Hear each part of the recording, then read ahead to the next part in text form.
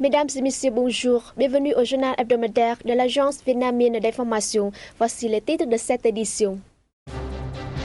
La signature des accords de Genève de 1954 a été commémorée avec beaucoup d'émotion pour rappeler la fin de la guerre d'Indochine et une grande victoire de la diplomatie vietnamienne il y a 60 ans.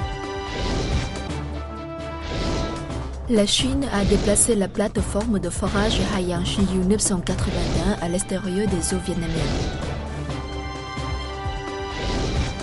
Le président du groupe de la Banque mondiale, Jim Yong Kim, a effectué une visite au Vietnam pour resserrer les relations bilatérales.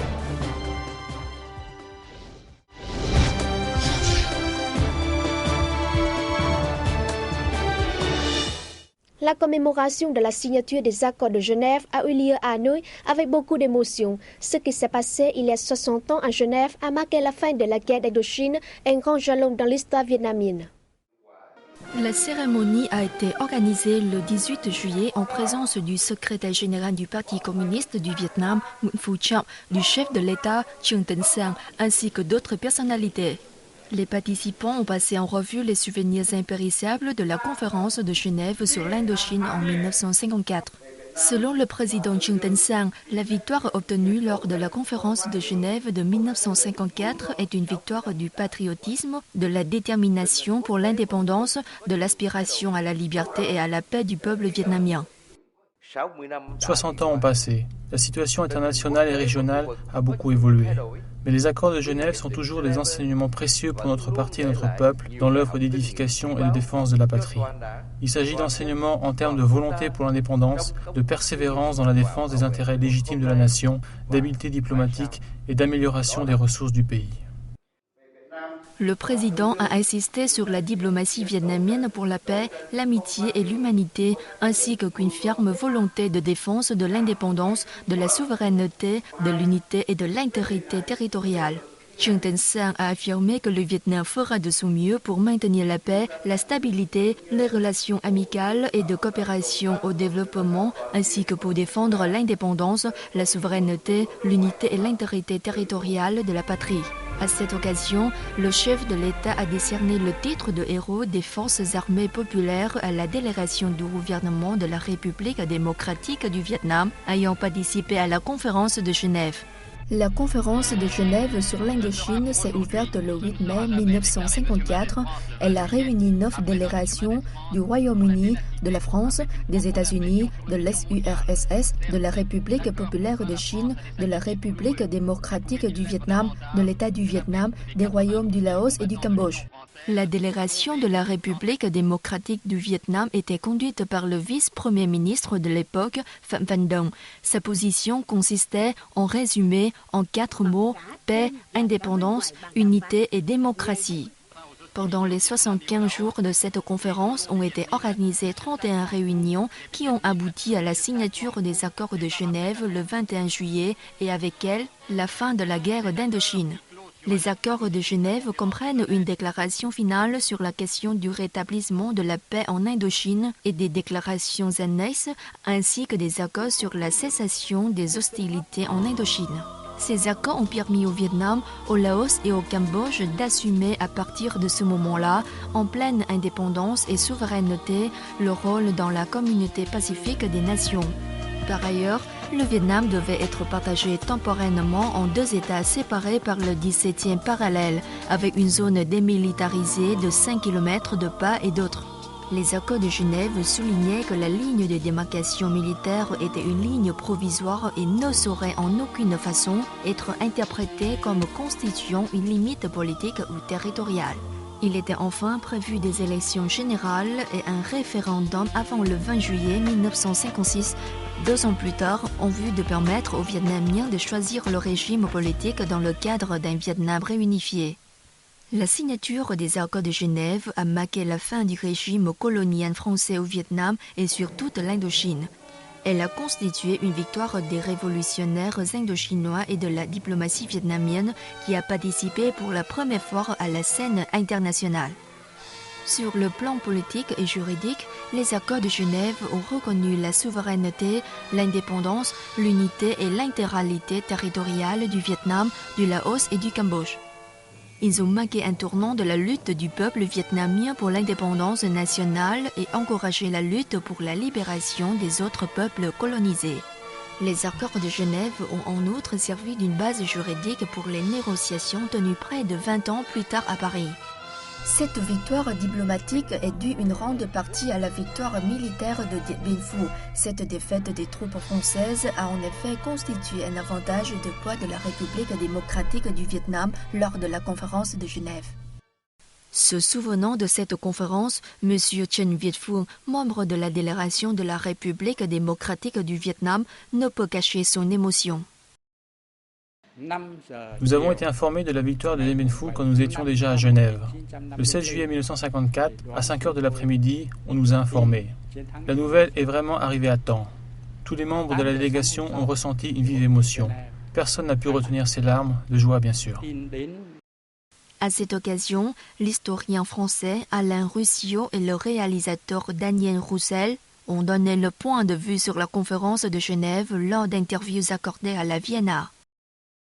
Pour les colonisés dans le monde entier, en particulier pour les colonisés qui vivaient dans l'Empire français, je pense les colonisés en Afrique du Nord, je pense aux colonisés en Afrique, je pense aux colonisés un peu partout dans le monde. Pour ces gens-là, la lutte du Vietnam a été véritablement un exemple. Et on sait avant même Dien Bien Phu que beaucoup de Tunisiens, d'Algériens, de Marocains, d'Africains regardaient la lutte du Vietnam et considéraient que cette lutte et pouvait leur servir d'exemple, pouvait leur servir en quelque sorte de moment fort pour affaiblir le colonialisme français. Pour moi, les accords de Genève, c'est aussi une victoire, parce que c'est la reconnaissance implicite et explicite, c'est une reconnaissance de l'État, de la République démocratique du Vietnam, de fait. Les grandes puissances ont à un moment donné discuté avec Ho Chi Minh, par Van Dong interposé, mais avec le Nord-Vietnam. Donc ça, c'est une victoire. 60 ans ont passé, mais les accords de Genève et la victoire de Dien Bien Phu demeurent toujours gravés dans le cœur des Vietnamiens. Un événement plus récent en mer orientale. La plateforme pétrolière implantée illégalement par la Chine dans les eaux vietnamiennes depuis début mai a été déplacée à l'extérieur de la zone économique exclusive et du plateau continental du Vietnam.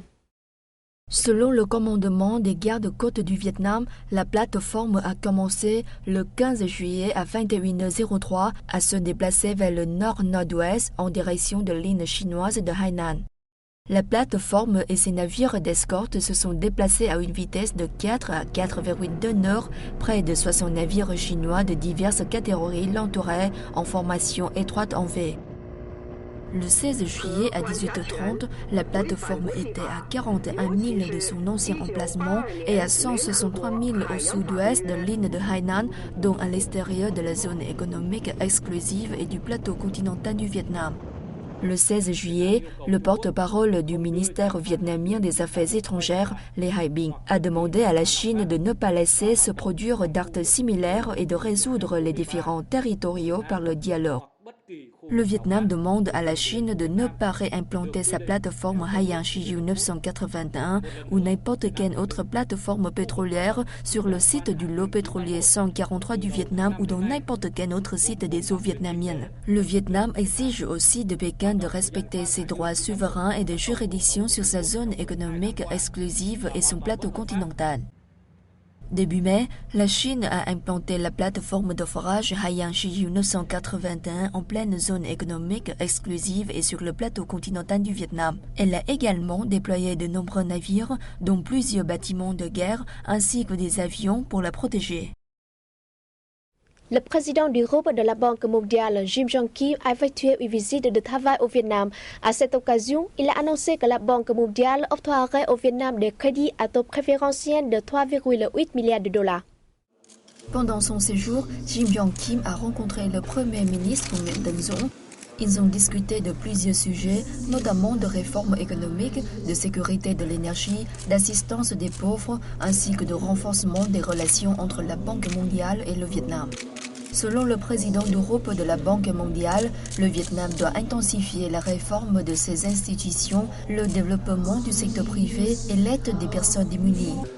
Les deux parties ont, par ailleurs, décidé d'approfondir la coopération bilatérale, en particulier dans l'élaboration de politiques, l'aide au développement et l'assistance technique. À cette occasion, Jim Yong Kim et le gouverneur de la Banque d'État du Vietnam, Nguyễn Văn Bình, ont signé des conventions d'une valeur totale de plus de 876 millions de dollars pour le financement de 5 projets. Ces derniers permettront d'améliorer la compétitivité de l'économie vietnamienne, de développer l'électricité, de favoriser le développement urbain, l'amélioration des capacités du personnel de la santé publique, ainsi que l'adaptation au changement climatique. Selon Jim Yong Kim, le Vietnam est un exemple en matière de développement et son histoire doit être partagée dans le monde. Lors d'une conférence de presse, le président du groupe de la Banque mondiale a annoncé que son institution octroiera au Vietnam des crédits à taux préférentiel de 3,8 milliards de dollars pour la période 2014-2017. Avec ce montant, le Vietnam est le deuxième plus grand bénéficiaire des crédits à taux préférentiels de la Banque mondiale. Lors de sa visite, Jim Yong Kim a été également reçu par le secrétaire général du Parti communiste du Vietnam, Nguyễn Phú Trọng, et le chef de l'État, Trương Tấn Sang.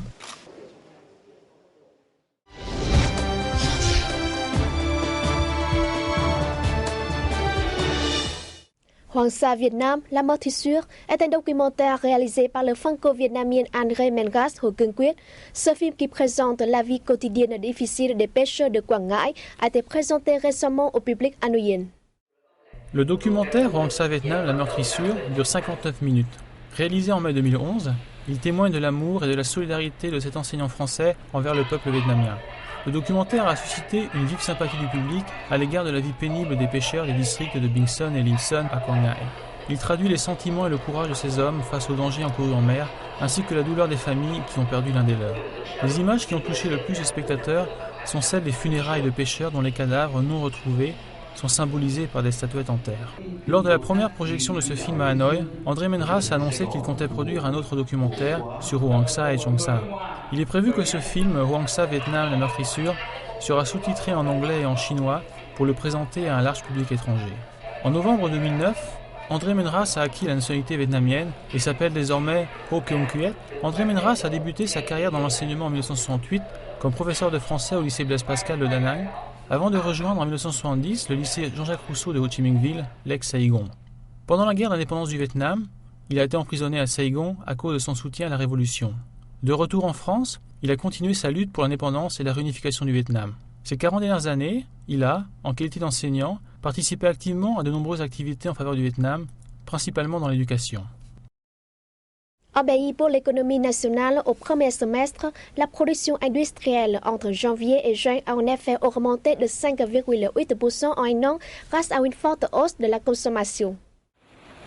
Cette hausse est plus élevée que celle enregistrée au premier semestre 2013. Le secteur de l'électricité a connu la plus forte croissance annuelle, de 10,9%, suivi par l'industrie manufacturière, 7,8%, l'approvisionnement en eau, la gestion et le traitement des eaux usées et des déchets, 5,9%. Seule l'industrie minière a enregistré une baisse de 2,5%. Les ventes de produits électroniques et électriques, d'ordinateurs, de produits de maroquinerie, de véhicules et de textiles ont toutes progressé. Selon le ministère de l'Industrie et du Commerce, la production industrielle du pays au deuxième semestre va continuer de croître. Le ministère prévoit de 6 à 6,5% de croissance sur l'ensemble de l'année. Afin de parvenir aux objectifs fixés, le ministère de l'Industrie et du Commerce a conseillé aux entreprises de diversifier leurs fournisseurs de matières premières. Il s'est également engagé à les aider à lever les obstacles dans la production et le commerce. En outre, les autorités du pays sont en train d'élaborer des politiques préférentielles pour attirer davantage d'investissements étrangers, notamment dans l'industrie auxiliaire, la mécanique, l'agriculture, la chimie et l'industrie légère, afin de réduire les importations. Le Vietnam figure parmi les 20 pays les plus beaux du monde, selon une sélection des lecteurs du magazine touristique britannique Road Guide. Le Vietnam est digne de figurer dans cette liste car le pays est réputé mondialement pour ses sites touristiques captivants, en tête la baie de Ha Long à Quang Ninh, le bourg de Sapa à Lao Cai, les plages de Qua Dai à Quang Nam et Non Neu à Da Nang, le marché flottant de Kai Giang à Cần Thơ.